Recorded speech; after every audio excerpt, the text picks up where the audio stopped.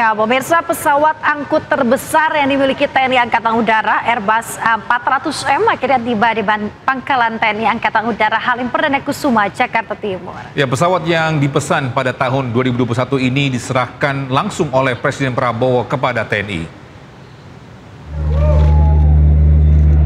Mohon izin, marilah sejenak kita melayangkan pandangan ke sisi kanan podium Gedung Pandawa. Pesawat terbaru milik TNI Angkatan Udara Airbus 400M tiba di tanah air Senin pagi.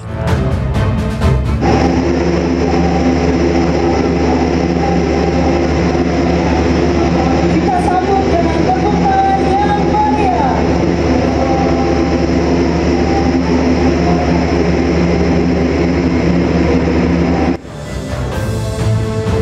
Pesawat angkut berat Airbus A400M disambut dengan prosesi water salute saat mendarat di pangkalan TNI Angkatan Udara Halim Perdana Kusuma, Jakarta Timur. Prosesi water salute ini menjadi simbol penghormatan sekaligus penanda resmi bergabungnya pesawat angkut berat ke jajaran armada TNI Angkatan Udara. Begitu tiba di Lanut Halim Perdana Kusuma, Presiden Prabowo langsung menyerahkan kepada TNI Angkatan Udara.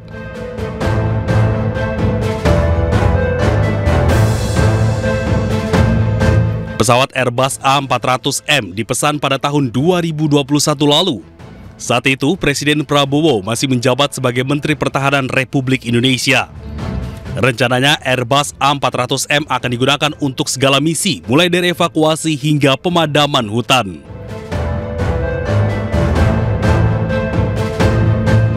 Dengan kapasitas bahan bakar internal 51 ton, Airbus A400M mampu memuat lebih banyak bahan bakar untuk jangkauan yang lebih jauh. Pesawat ini juga bisa dilengkapi dengan 2 pot untuk mengisi bahan bakar pesawat tempur dan helikopter.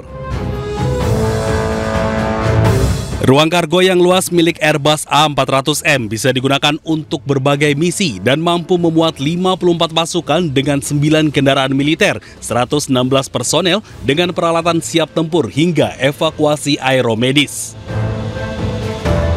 Tim Liputan iNews melaporkan.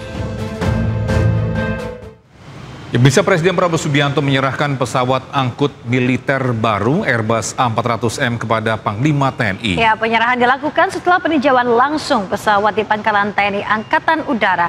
Presiden Prabowo menyebut kehadiran pesawat tersebut akan memperkuat kemampuan TNI dalam operasi kemanusiaan dan juga pertahanan. Berdatangan ya, alutsista yang penting. A400 saya kira akan menambah kemampuan kita. Tadi saya diberi penjelasan untuk C-130 kita sudah punya kontainer ambulans udara. Saya perintahkan kita segera pesan modul ambulans udara untuk A400 dan juga saya sudah instruksikan untuk diperlengkapi dengan alat-alat untuk menghadapi kebakaran hutan. Jadi ini nanti menambah kekuatan kita. TNI adalah alat negara yang ikut sangat besar peranannya dalam menghadapi bencana, menghadapi kesulitan, menghadapi masalah-masalah kepentingan masyarakat. Jadi saya kira ini akan menambah kemampuan kita. Wilayah kita sangat besar, sebesar Eropa. Kemudian sekian belas ribu pulau, ya kan? Udara bagi kita sangat-sangat menentukan dan sangat penting. Semua TNI sekarang kita bangun untuk menjadi lebih efektif, tidak hanya menjaga wilayah tapi juga mengamankan dan mendukung pembangunan nasional. Saya kira itu dari saya, ya. Terima kasih. Kita sudah aktif 2 unit, kita sudah ada opsi 4 unit, kita mungkin negosiasi untuk kita tanda tangan 4 unit lagi. Pemirsa, pesawat raksasa terbaru milik TNI AU Airbus A400M telah tiba di tanah air. Ya, dengan kapasitas mumpuni dan besar, pesawat ini memiliki sejumlah unggulan dan mampu digunakan untuk berbagai misi.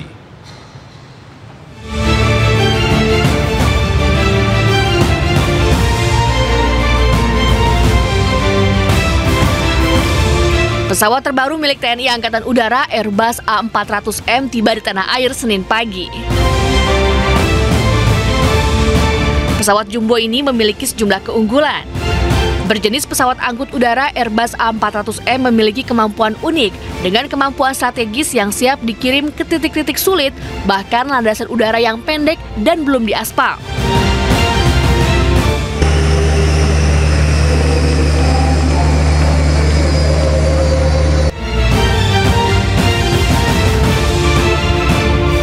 Pesawat ini mampu mengangkut muatan maksimum 37 ton dengan ketinggian maksimal 40.000 kaki dan kecepatan 0,72 Mach.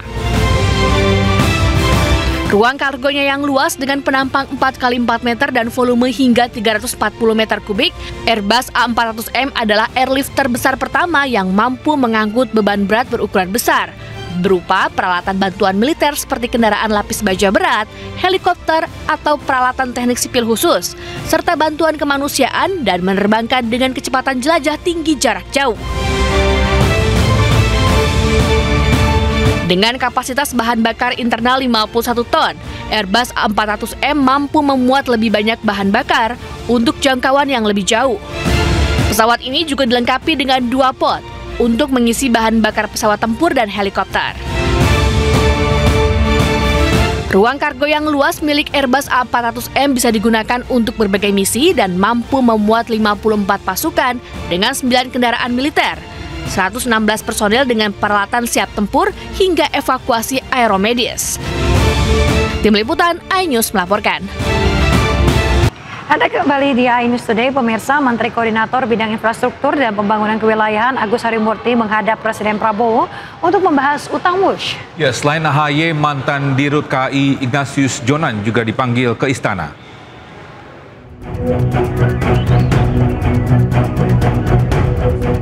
Menteri Koordinator Bidang Infrastruktur dan Pembangunan Kewilayahan Agus Harimurti Yudhoyono menghadap Presiden Prabowo Subianto membahas utang kereta cepat WUSH. AHY menyebut pemerintah pastikan akan hadir untuk menyelesaikan utang kereta cepat Jakarta-Bandung WUSH. Solusi terbaik yang tengah digodok termasuk di dalamnya restrukturisasi keuangan kereta cepat. Kita pastikan, tadi Bapak Presiden menyampaikan bahwa terkait dengan kereta cepat Jakarta-Bandung, tentu negara pemerintah akan hadir. Dan kita melibatkan semua pihak. Tadi siang bertempat di Kementerian Koordinator Bidang Infrastruktur dan Pembangunan Kewilayahan, kami menggelar rapat koordinasi.